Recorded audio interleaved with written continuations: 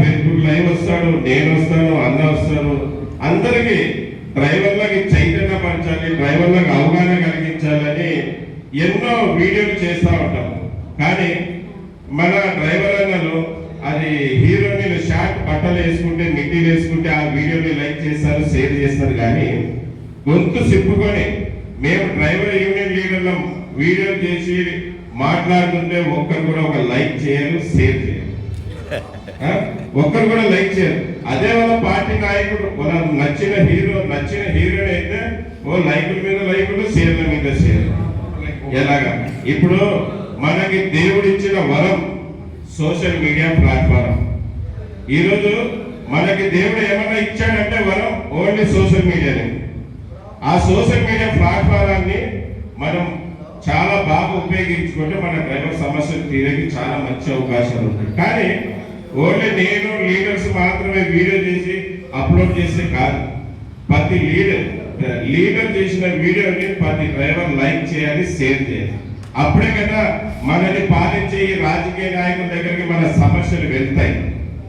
అప్పుడే కదా మన సమస్యలు సాల్వ్ అవుతాయి. మన దగ్గర డబ్బులు ఉన్నాయా, మనది బీద ఈవెంట్లు.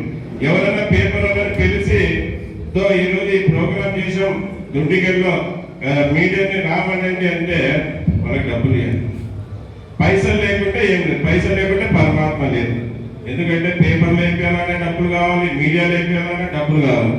మరి ఏం డబ్బులు లేనిది ఏంటంటే social media, YouTube, Facebook, Instagram లో మనం అంతా మాట్లాడుతుంటాం, అన్న మాట్లాడుతుంటాం.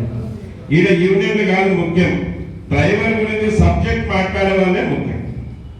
నేను చాలా యూనియన్లో షేర్ చేస్తూ ఉంటాను. ఎందుకు షేర్ చేస్తానంటే నాకంటే బాగా డ్రైవర్ సబ్జెక్ట్ చెప్తున్నాను.